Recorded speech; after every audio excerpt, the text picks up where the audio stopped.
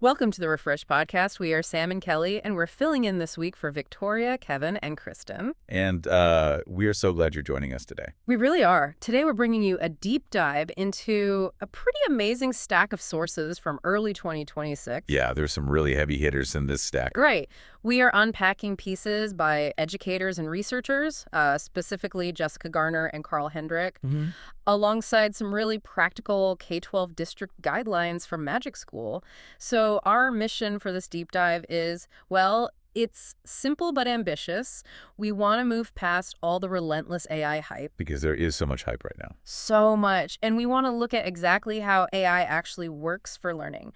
We want to see where it succeeds brilliantly and probably more importantly, where it reliably fails. And this whole dynamic is just incredibly relevant for you listening right now. Absolutely. Whether you are trying to master a complex new field at your job, or maybe you're, studying a language in your free time, or just watching a child navigate school today. Yeah, the landscape is changing fast. It is. And understanding how learning actually scales is vital. Getting a grip on what parts of knowledge acquisition can be automated and what parts absolutely cannot, it will completely change how you approach acquiring any new information from here on out. It really reframes everything. It really does. Yeah. We are essentially looking at the difference between the bricks of knowledge and the mortar that holds those bricks together. I love that, the bricks and the mortar analogy. And I actually want to start with a story that really grounds all this theory in reality. Let's do it. It comes from Jessica Garner's piece. So back in 2009, she was the North Carolina Teacher of the Year. Which is a huge deal. Massive honor. And as part of that, she traveled all over the state championing this concept of differentiation. Right, which for anyone unfamiliar, differentiation is basically the idea of meeting every single student exactly where they are in their learning journey. Exactly. It's the holy grail of teaching. So after her time traveling around, she returns to her own high school Spanish classroom, just incredibly passionate and determined to practice exactly what she'd been preaching. But the reality she faced upon returning was quite a bottleneck, right? Oh, it was basically an impossible situation.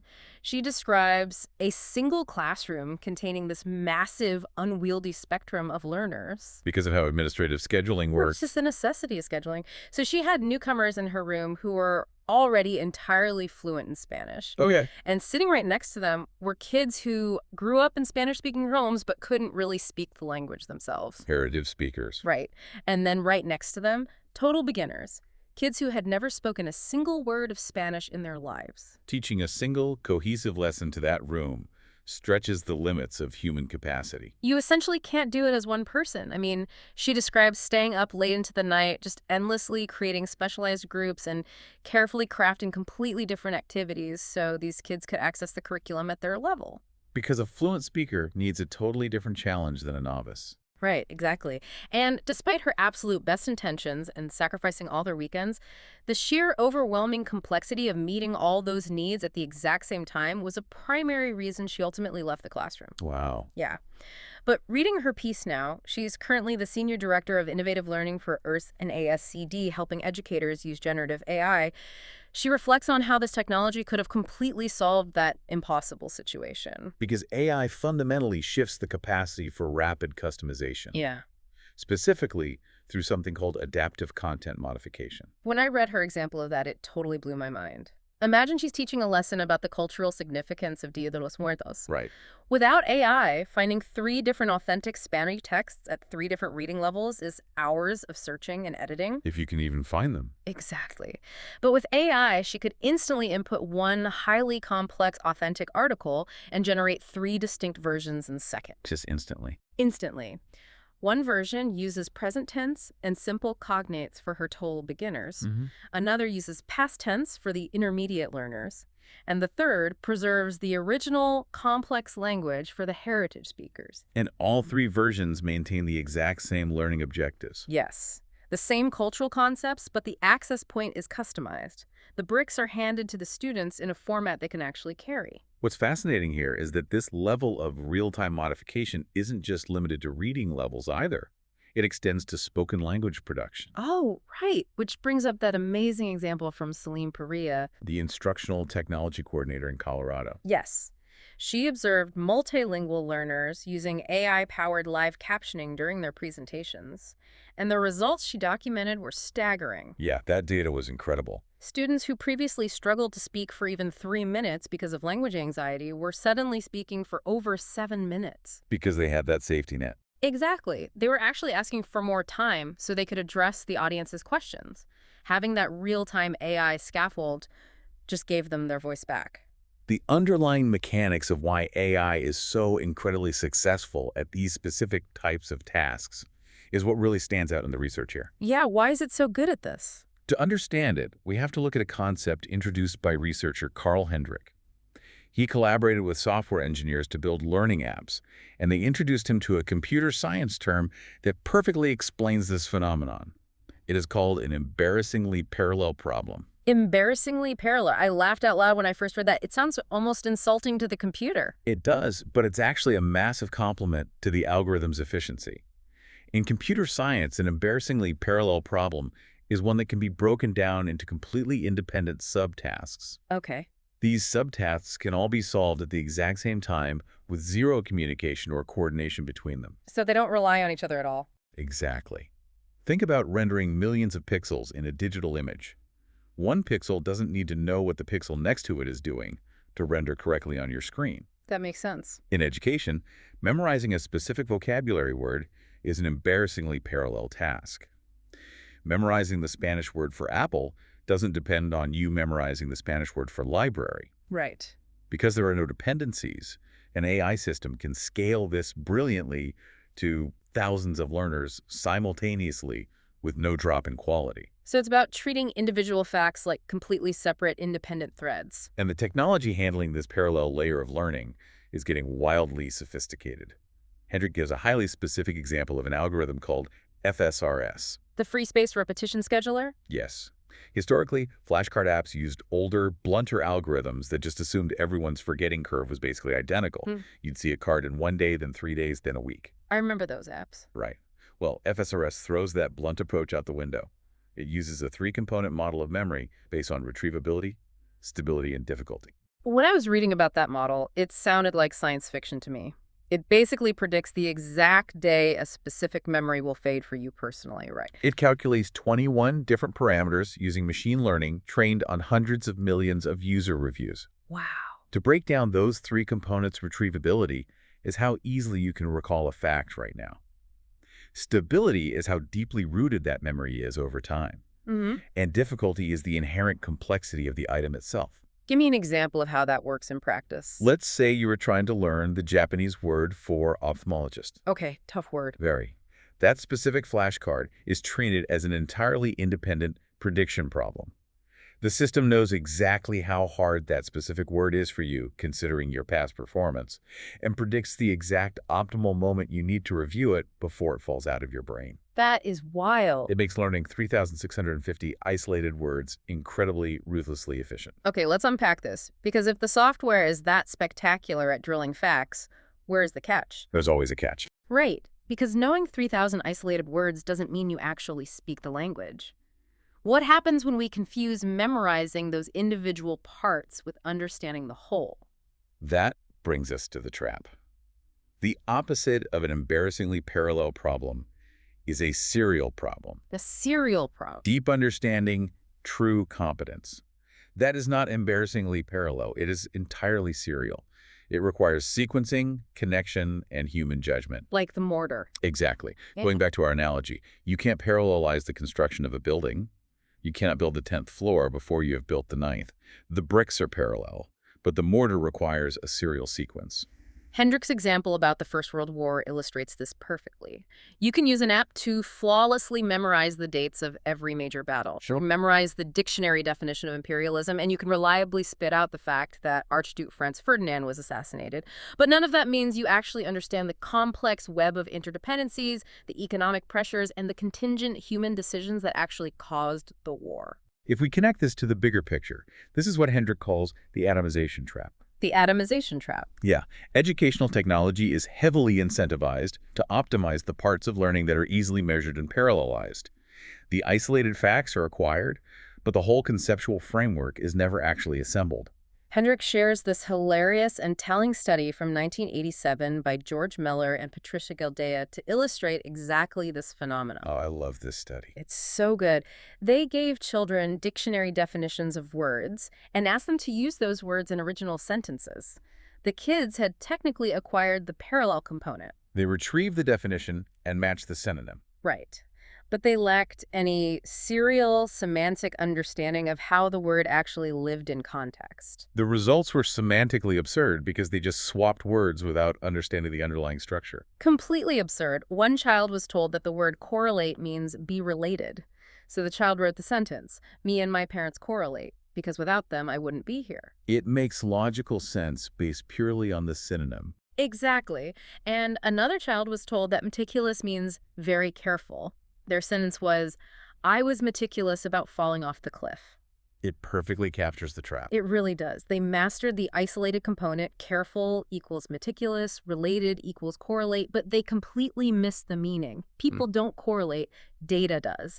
You aren't meticulous about falling, you are meticulous about avoiding a fall. And we actually have hard data showing how this atomization trap plays out with modern multi-million-dollar educational platforms. Let's talk about the ALEX data. Yeah. Hendrick points to ALEX, which is a highly sophisticated adaptive learning platform used in math and science. When schools try to use ALEX to entirely replace a traditional teacher, treating the whole curriculum as a parallel problem, the effect size on student learning is basically zero. Zero. It's 0.05, which is essentially statistical noise. It has no meaningful impact on their long-term growth. Oh, wait, there's a flip side to that. There is. When that exact same platform is used to supplement a human teacher-led instruction, the effect size jumps to a highly effective 0.43. To put that 0.43 into perspective for you listening, in educational research, an effect size of that level translates to almost an extra half year of learning for the students. It's a massive difference. The technology is clearly doing its job, but it only works when a human is in the loop. The adaptive platform handles the embarrassingly parallel layer. It does the diagnostics, the individualized practice, the immediate feedback on isolated equations, but it fundamentally requires a human being to provide the serial layer. The teacher is doing the sequencing. Yes, the connecting, the contextualizing of why this math actually matters in the real world. The technology provides the bricks, but the human teacher provides the mortar. No amount of optimizing the bricks will ever magically produce a wall. Okay, so we've talked a lot about the theory of learning, but let's look at the actual logistics of putting this in a school. A messy part. Very messy. If AI is the ultimate engine for these parallel tasks, but it absolutely requires human serial guidance to mean anything, how do entire school districts safely implement this technology? How do they do it without causing total chaos, or worse, just lowering expectations and atomizing the curriculum? District leaders are in a really tough spot right now, which is exactly what the K-12 district guidelines for Magic School address. They have to continually balance two things at once. Right. Protecting the safety of their students and ensuring the AI actually has real instructional value. Right, because if you implement tools that are perfectly safe but totally disconnected from actual classroom instruction, nobody uses them. They just become another unused icon on a district dashboard. But on the other hand, if you roll out tools promising huge instructional gains without rigorous safeguards, you invite massive compliance and trust issues. Magic School emphasizes that districts need incredibly clear frameworks to navigate this.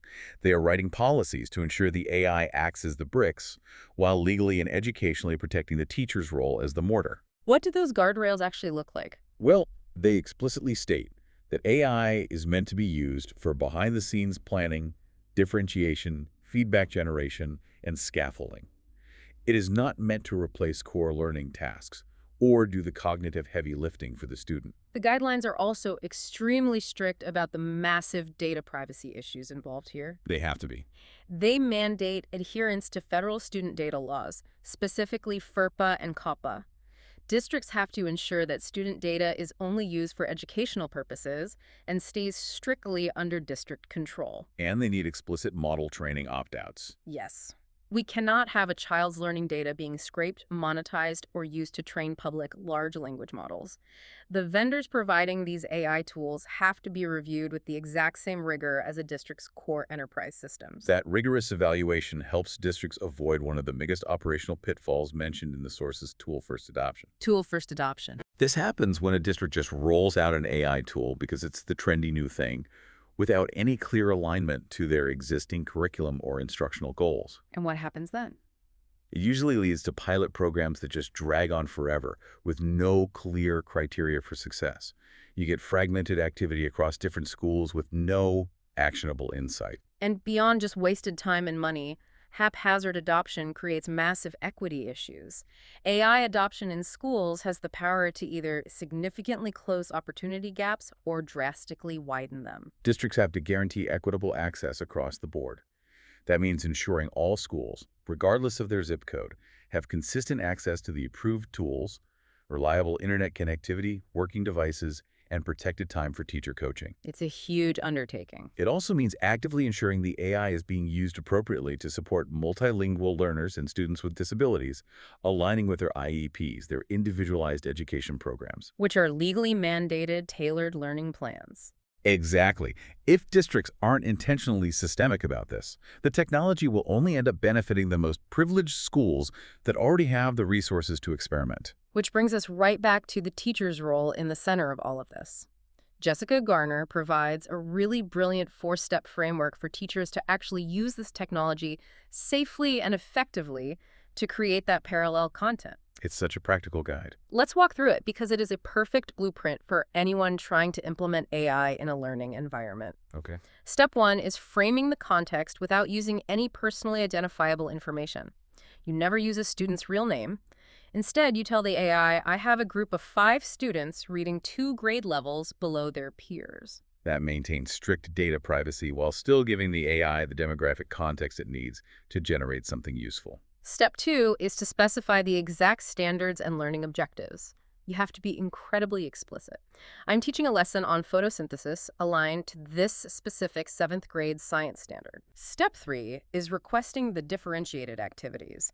You ask the AI to generate multiple approaches based on that standard, maybe one hands-on experiment, one visual mapping exercise, and one analogy-based reading activity. The final step is crucial because it brings the teacher's serial expertise directly back into the equation. Step 4 is to apply pedagogical frameworks.